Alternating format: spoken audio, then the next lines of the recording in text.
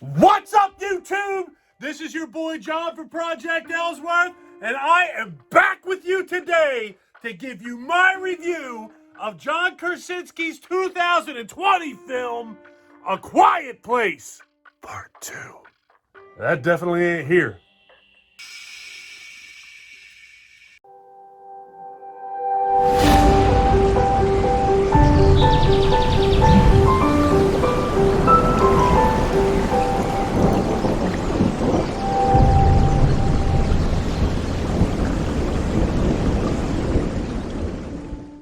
A Quiet Place Part 2 stars Millicent Simmons, Noah Jupe, John Krasinski, Cillian Murphy, and Emily Blunt. Cillian Murphy. Cillian. Cillian. That what happened? A bomb, I think.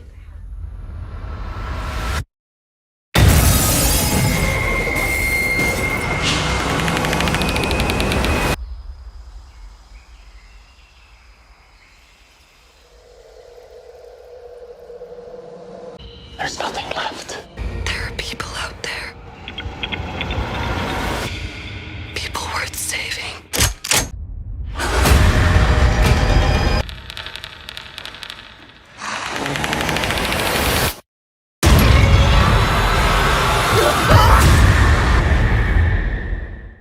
I'm going to try and do this review spoiler-free, give you no plot, none of that stuff.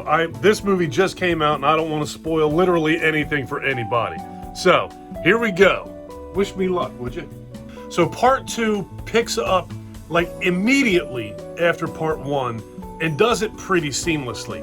However, there is about 10 minutes, maybe 15 minutes of prequel and background. This allows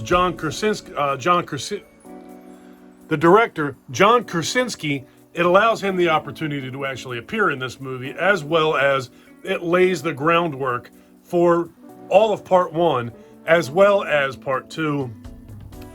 Families at a baseball game, and they just see right in front of their eyes what begins to take place.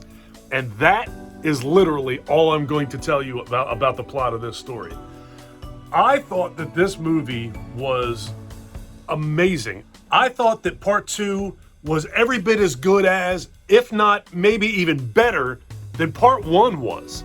That doesn't happen a lot. So I guess I'll just give you like the basic rundown of what gets reviewed in movie reviews. The setting and the sets, I guess I'll start there. They were awesome. They were absolutely amazing. The events in Part 1, you basically are in the Abbott's home throughout most of the movie. And in this movie, because of what happened in Part 1, you're not in the Abbott home very much at all. You are a little bit, but not a lot. But you do see another area where Cillian Murphy's character has been held up since this thing has started. So you see a little bit of the Abbott home, you see his home, you see where another group of people have been staying, and there's a whole lot of moving around in this movie. People traveling, like road tripping, well, not road tripping, but walking quietly. And that's another thing that was weird in this movie. Well, not weird, but different. The first movie had very little dialogue in it because, it's called A Quiet Place. And the thing that these monsters have, or creatures, or whatever the hell you want to call them, is amazing hearing. They have like satellite dish hearing. And this movie, it puts you in different settings or different environments where it's kind of okay to talk a little bit.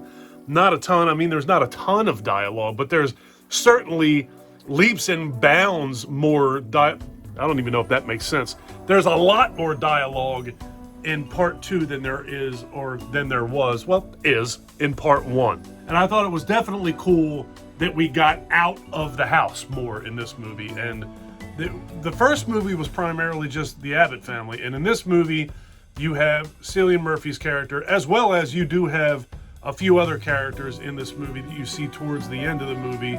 Some are better than others, but it mixed it up quite a bit more, significantly more than it did in the first movie. You ain't ever getting out of the house, you're stuck. Moving on to what is typically one of my least favorite things in movies, the CGI. This movie's CGI was amazing. The creatures in this film looked pretty much every bit as real as the humans did. I mean, there were creatures in this movie that looked just as real as Emily Blunt did. Absolutely, positively incredible CGI and creature design, creature movement. Just the CGI was about as top notch as I've ever seen in any movie in my life. And if you're familiar with my channel, you know that I really don't care for CGI very much. This stuff was exceptional. Moving on to the acting performances here, I thought everybody was fantastic in this movie. At no point did I feel like I was watching people act. It seemed completely natural from all of the characters in this movie. Everybody, I don't think anybody really stood out as far as the acting goes. Nobody stood out above or outshined anybody else in this. I thought across the board, everybody was fantastic. The kids, what the hell are those kids' names? Millicent Simmons and Noah Jupe. They played a much bigger role in this movie than they did in part one. And if there is a part three, the way that this movie ends leads you to believe that they will be much more involved even than they were in part two, where in part two they were far more involved than they were in part one. Emily Blunt was fantastic as she was in part one, and as she always is. Cillian Murphy, for me, was my favorite performance in this movie. I thought that I liked the arc of meeting him, and that was another thing about the prequel part at the beginning of the movie, like the 10-15 minutes of prequel you get. You were able to be introduced to his character as well. But I liked his character arc. I liked meeting him in the environment you meet him at the very beginning of the movie, and then you sort of see what he's become over the period of, I believe they said that this movie took place beginning in day 244. You see what he's become, and then you see how his character arcs and transitions by the end of the movie. It's pretty impressive. He's just really cool anyway. I'll always be a fan of his. I first saw him in 28 Days Later, and he blew me away. And every time I've seen him since then, he's been equally as amazing. And this movie's no exception. I thought that Cillian Murphy stole the show here. But those kids were also pretty amazing. So as I was saying, I think that they left this movie kind of like they left the first movie, where it could have ended after part one. There didn't need to be a part two. The part one wasn't called part one. It was just called A Quiet Place. And they easily could have just left it there, and it would have been a rock solid standalone movie. And I loved it. This movie, like I said at the beginning of the video, I thought was just as good, if not possibly even better than the first movie was. But the way that this ends, they could leave it here and not move forward. And I think that would be perfectly fine. But as they do in most good horror movies, they left that door open. So the story could move forward. I guess if box office dictates, they could move forward. They could. Well, you don't even need that. I mean, how many times have Jason and Michael Myers and Freddy Krueger been eradicated, killed, slaughtered, decapitated, whatever? Everything's shy of being put in a meat grinder. But anyway, they left the door open enough that if there's still meat on these bones, they can pick it and they can make a part three with no problem whatsoever. The bottom line is, I thought that this movie was fantastic. We were supposed to get this movie around March or April of 2020, and then we all know what happened in the world, and this got taken right out from underneath of us, and it's now been like 14 or 15 month wait. Pardon me. Gross. It's been a 14 or 15 month wait now that we've all had to see A Quiet Place Part 2. And I gotta tell you, I think that it's absolutely worth the wait. At no time, I think this movie was an hour and 37 minutes. I'm pretty sure that was the running time that IMDb said. I wasn't counting. It in no way felt like we were sitting in that movie theater for an hour and 37 minutes. It flew by.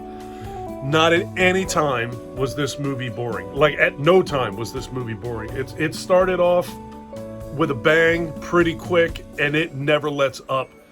I don't know how many movies I've seen in my life that have built the feeling of stress and tension and danger and feeling uncomfortable in your seat that A Quiet Place 2 did. It was, I don't even, there's not enough words that I can say for how much I enjoyed this movie. I saw it in IMAX, so the sound was amazing.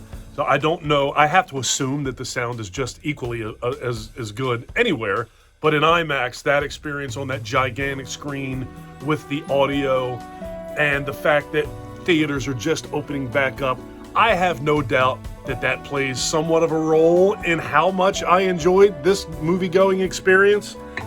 But set all that aside and, you know, take the human element out of the emotion out of it for me, and this was still just a phenomenal movie. Absolutely loved it. Nothing negative to say about it at all, like literally nothing. I have no knocks on this movie. At no time did I feel like I was saying that creature's not real, that's CGI. Didn't feel that way, looked real. Oh, and the creatures on screen in general were, you saw more of these creatures in this movie by far than you did in the first movie. You saw them almost immediately, and they were sprinkled throughout this whole movie. You got a lot of looks at these creatures, and there are a lot of them, and you see them in every setting, in every element, everywhere in this movie. Very, very good. I could not recommend this movie any more highly than I am. Go see A Quiet Place. If you like good, uncomfortable, tension, nerve-grinding movies, this movie's for you. And let's just face it, it's just really, really good to get back into the movie theater again. I'm going to get out of here. If you have gone to see A Quiet Place already, leave me some comments down below and let me know what you thought of it. Let me know if you think that it was the movie or the experience of being back in the theater, maybe, that made me and my son enjoy this movie as much as we did. Leave me some comments down below and let me know what you thought of the whole thing, the whole experience, and how you feel about theaters being open again. Now I am rambling. I'm getting out of here. If you guys like this video, please give me a thumbs up. If you really like this video and you've been enjoying my content up to this point, including my rambling, please click that subscribe button and ring that bell. Take care of yourself. Take care of each other. Have a kick-ass day. And thank you for watching. Later, folks.